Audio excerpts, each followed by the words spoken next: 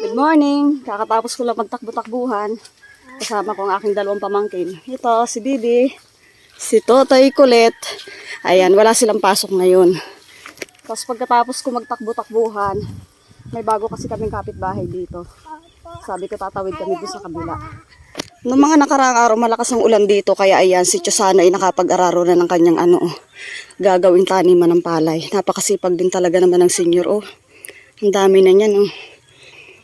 Kahit medyo mainit, tiyaga-tiyaga niya yung ara-araro nung isang araw. Tapos doon sa kabila ng pinagjajagingan ko, nag-aararo pa din siya doon. Siguro inano lang niya, pinasadahan ng ilang pasada ito para sa susunod na araw kapag umulan ulit ay okay na siya.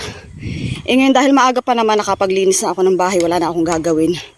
Noong mga nakaraang araw pa ako gustong mga kapitbahay dito sa aming kakilala, sa aming ate Imelda at kay Kuya Susing. Nagagawa sila dito ng kanilang bahay sa kayong kulungan ng kanilang baboy. Sabi ko makapangahanggan. Maganda rin dito mga kagala ang view. Kung nakikita nyo yung mga bulubundukin na yan dun. Napaka... Dali bunso ko. Upo, pag malaki ka na hindi mo pa kaya magtanim ng palay. Dito bibi ko, hawak. Ang lakad. Ayaw mo rin talaga magpahawak ha. Maganda yung mga kagala ko pag sa personal, napaka-presko dito sa paligid. Kaya pag ako'y nasa bahay, lagi ko silang tinatanaw dito. Kakoy ang sarap tumawid doon. Ang bahay namin mga kagala doon sa banda doon. Yan sa unahan ng mga niyugan na yan. Malapit lang, silipan lang kami dito. Tutoy! Pumunta ka dito! Naku naman, may mga ahas dyan minsan sa pilapil. Ala, uuwi na tayo pa nagpapasaway. Tatawid tayo dito sa bakod. Pwede naman ditong tumawid. Halika muna bibi ko. Yan. Ipapasyal namin kayo dito sa aming kabukiran sa paligid-ligid lang ng bahay. Marami na rin kayong mga kagala dito magkakapit bahay tulad niya nila Kuya Susing.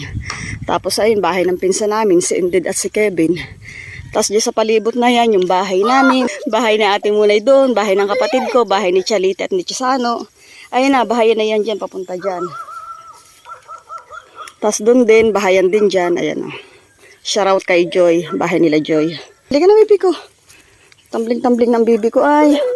Paano? Ayaw magpahawak. Akala mo kung sinong explorer. Kaliit-liit naman ang mga binti.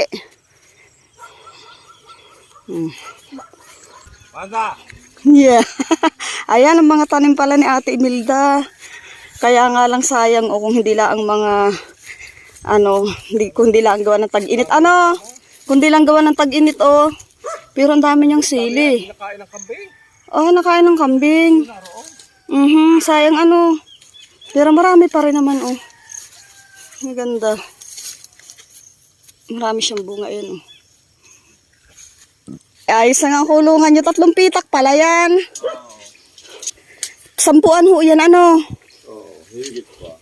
Yan ang kanyang kulungan. Kuya Susing, nagbibidyo-bidyuhan ako, ayos lang. Ang ganda. Ayan, pakainan nila. Maluag nga. Presko pa lang paligid. Good morning, ta! Yan ang kanilang bahay. Ang ganda ng dami palang tanim nga dito. Kaya mga kambing gusto dito nila.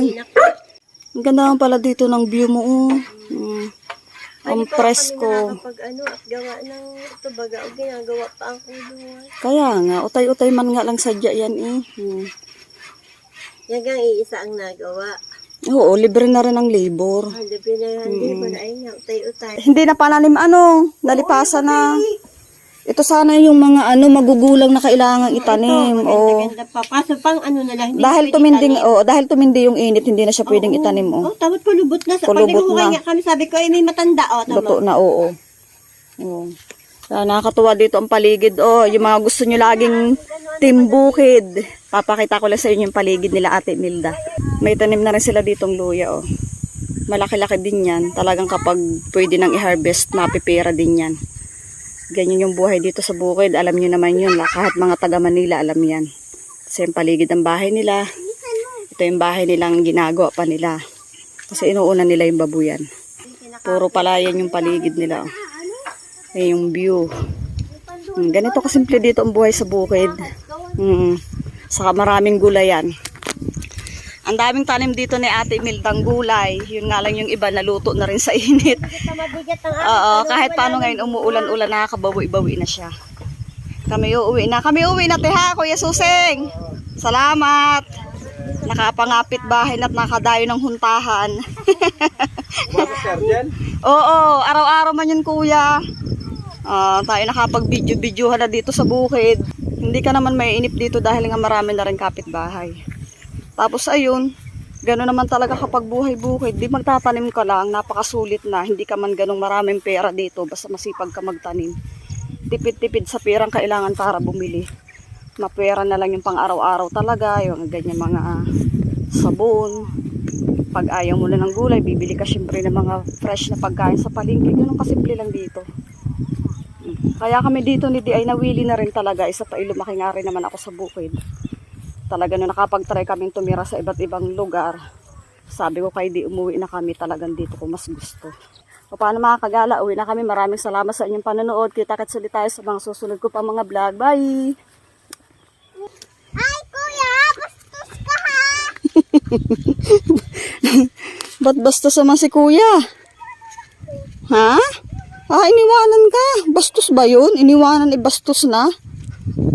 Yabag naman.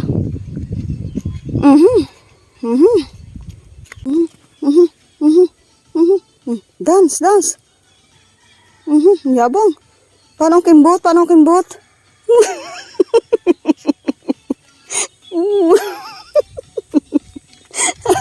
Ay, katarayan mo.